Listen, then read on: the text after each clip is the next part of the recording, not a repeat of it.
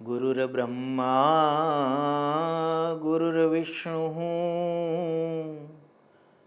गुरुर्देवो महेश्वर गुरुः साक्षात् परब्रह्म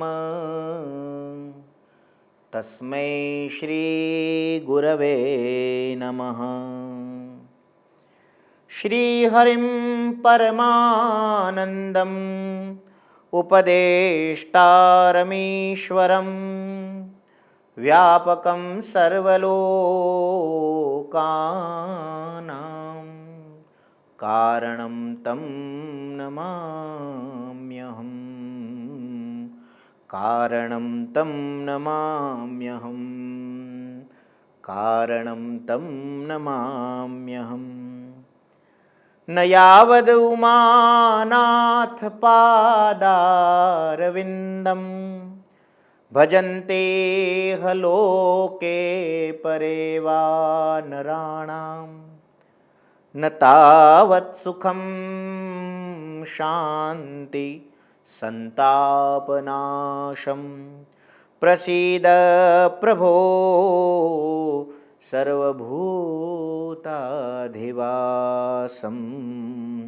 प्रसीद प्रभो सर्वभूताधिवास। बोलिए श्री सद्गुरुदेव भगवान की जय। श्री हरि भगवान की जय। श्री सांब सदाशिव चंद्रमौलेश्वर भगवान की जय। सद्गुरुदेव भगवान पूज्य भाई श्री के चरणों में सादर सदैन्य सप्रेम दंडवत प्रणाम। भगवान श्री हरि अपने दिव्य देवी देवताओं के मंडल के साथ विराज रहे हैं। समस्त देव मंडल को श्री हरि भगवान के चरणों को दंडवत प्रणाम करते हुए और भगवान सांब सदाशिव कृपा करके इस दिव्य सावन मास में आज 9वें दिन हमको पुनः एक बार अपने दिव्य कथामृत से आप्लावित करने जा रहे हैं, तब भगवान भवानी शंकर के चरणों में दंडवत प्रणाम। इस मीडिया के माध्यम से, टेक्नोलॉजी के माध्यम से आज के दिन इस दिव्य सत्संग का आस्वादन करने वाले सभी भाविक भक्तजन, भाई बहन, माताओं, देश विदेश में जो भी देख रहे हैं, उन सभी के हृदय में विराजमान भगवान भवानी शंकर के चरणों में मेरे सादर सदैन्य दंडवत प्रणाम। आइए, भगवान शिव ने कृपा करके पुनः आज के दिन हमको 9वें ज्योतिर्लिंग श्लोक के अनुसार हम चल रहे हैं, तो तदनुसार 9वें ज्योतिर्लिंग विश्वेश्वर भगवान की आराधना करने का मौका दिया है। विश्वेश्वर वही विश्वनाथ भगवान जिनको हम जानते हैं। दिव्य नगरी है। अब क्या कहे, ये तो क्षेत्र और ये कथा ही ऐसी है विश्वनाथ बाबा की, उनका तो महत्व है ही, लेकिन वो जिस क्षेत्र में बस रहे हैं, अब मैं सब वो आपको बताऊंगा। उस क्षेत्र का भी इतना महत्व है। 3 नामों से उस क्षेत्र को हम जानते हैं। उसको काशी भी कहा जाता है, उसको वाराणसी भी कहा जाता है और उसको बनारस भी कहा जाता है। काश्रु दीप्तो धातु से काशी, काशते यासा काशी नगरी। काशते मतलब है जो प्रकाशित हो रही है, इसलिए प्रकाश शब्द काश्रु धातु से ही बना है।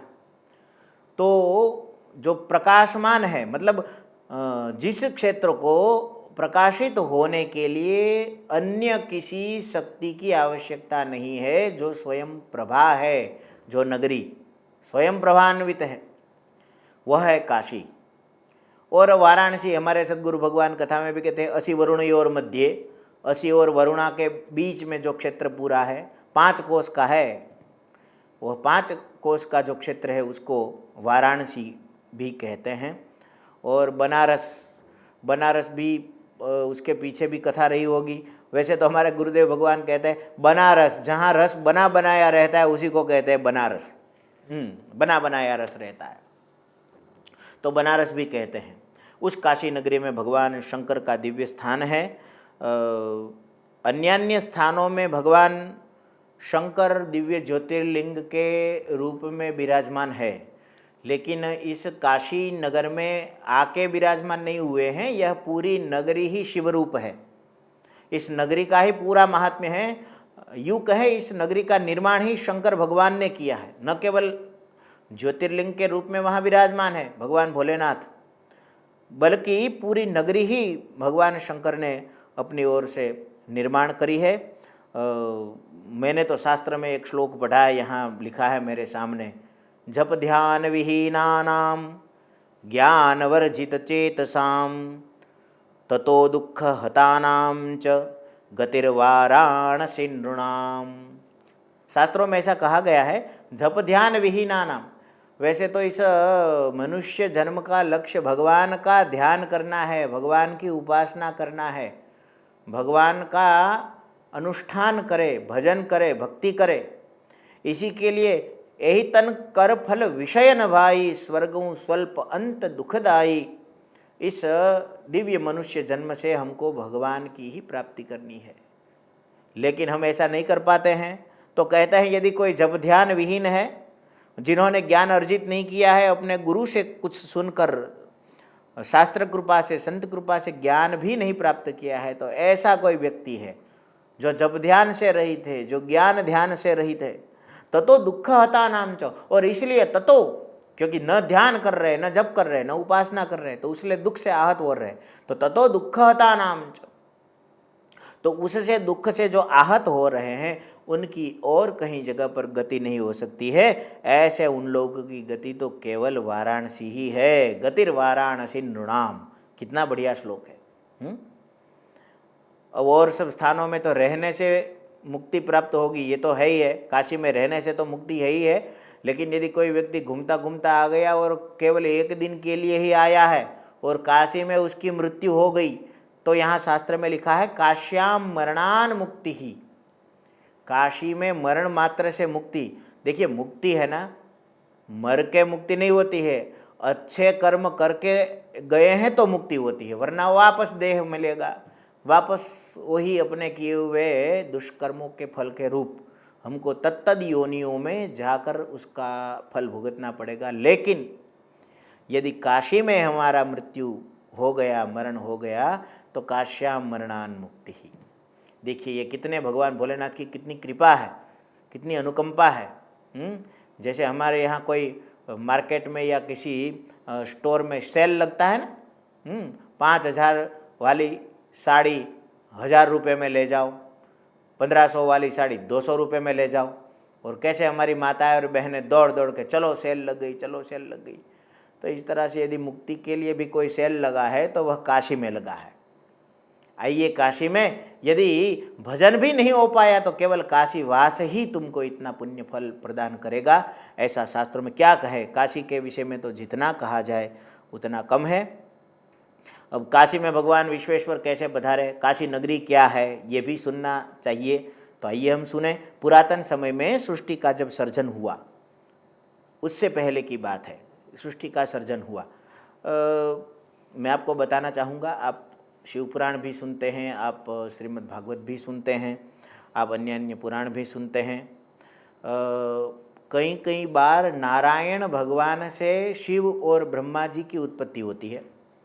यहाँ पर शिव जी की कृपा से नारायण को उत्पन्न प्रागट्य बताया गया है और उसके यहाँ। लेकिन अब ऐसे इस विषमता में कौन सी बात सच है?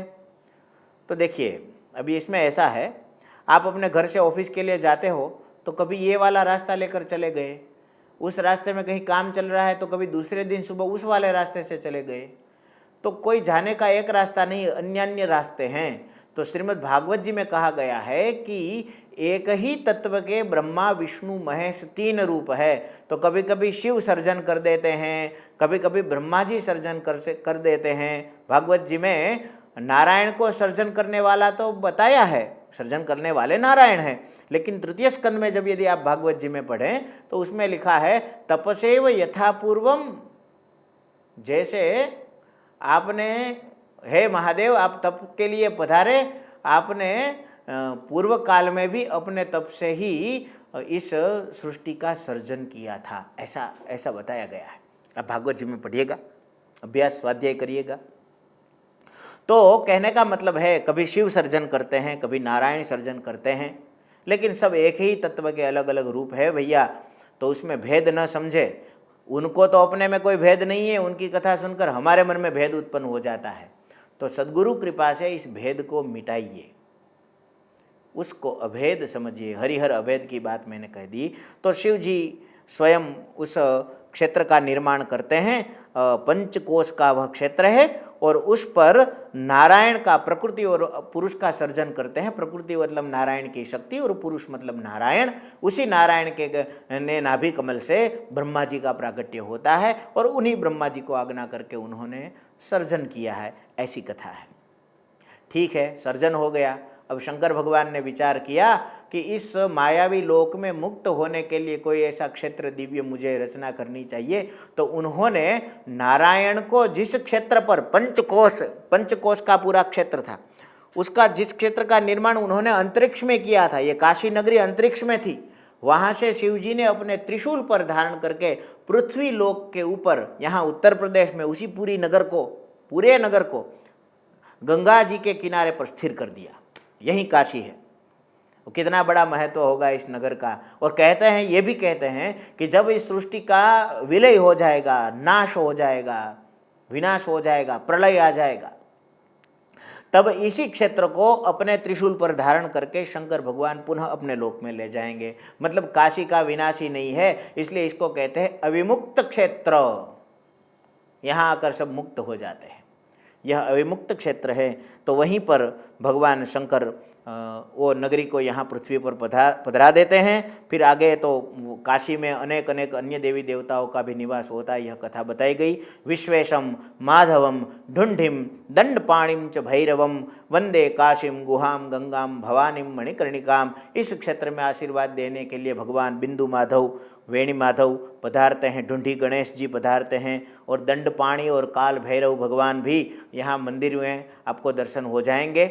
अन्य सब मंदिर है ही, यहाँ संकट मोचन हनुमान जी महाराज भी है, और काशी नगरी है, और गंगा जी भी है, और भवानी स्वयं अन्नपूर्णा के रूप में भी विराजमान है। इन सब के दर्शन, जब काशी जाए तो केवल विश्वनाथ बाबा के ही नहीं, साथ में इन सभी के भी दर्शन करें। इसलिए, और वैसे भी शास्त्र में कहा गया, इस श्लोक को प्रतिदिन एक बार घर पे भी बोलो तो काशी निवास का फल मिल जाता है। विश्वेशम माधवम ढुंडिम दंडपाणिम च भैरवम वंदे काशीम गुहाम गंगाम भवानीम मणिकर्णिकाम। इस प्रकार से महादेव का स्मरण करते हुए महादेव महादेव महादेव, आपके इन दिव्य दिव्य देवी देवताओं के साथ का जो क्षेत्र है उसका मैं स्मरण कर रहा हूँ, तो आपको काशीवास का फल मिल जाएगा। ऐसा मैं नहीं कहता हूँ। एक बार मैं काशी गया था ना, तो वहाँ मैं जिस जगह पर रुका था थोड़े दिन के लिए, तो वहाँ उसमें रुकने का जो स्थान था, वहीं पर ये लिखा था कि केवल इस श्लोक को प्रतिदिन बोलने मात्र से काशीवास का फल मिलता है।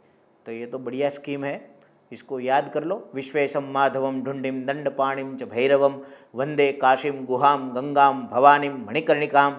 बस इसी क्षेत्र में। फिर कैसे शिव जी यहाँ आ गए विश्वेश रूप में? बोले सीधी बात है, पार्वती जी के साथ विवाह हो गया तो शिव जी हिमालय में निवास कर रहे थे, तो पार्वती जी ने कहा कि हर कोई कन्या विवाह के बाद अपने ससुराल जाती है, और आप तो उल्टा मेरे पिताजी के यहाँ हिमालय क्षेत्र में ही स्थिर हो गए, चलिए हम अपने घर चलते हैं।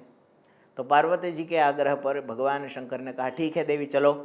तो भवानी को लेकर शिव जी ने कहा पृथ्वी पर मेरा क्षेत्र तो काशी है, ये मेरा घर है, आओ देवी हम काशी चले। तो भगवान शंकर और अन्नपूर्णा माँ भगवती पार्वती दोनों काशी विश्वनाथ भगवान के रूप में यहाँ पर स्थिर हो गए हैं।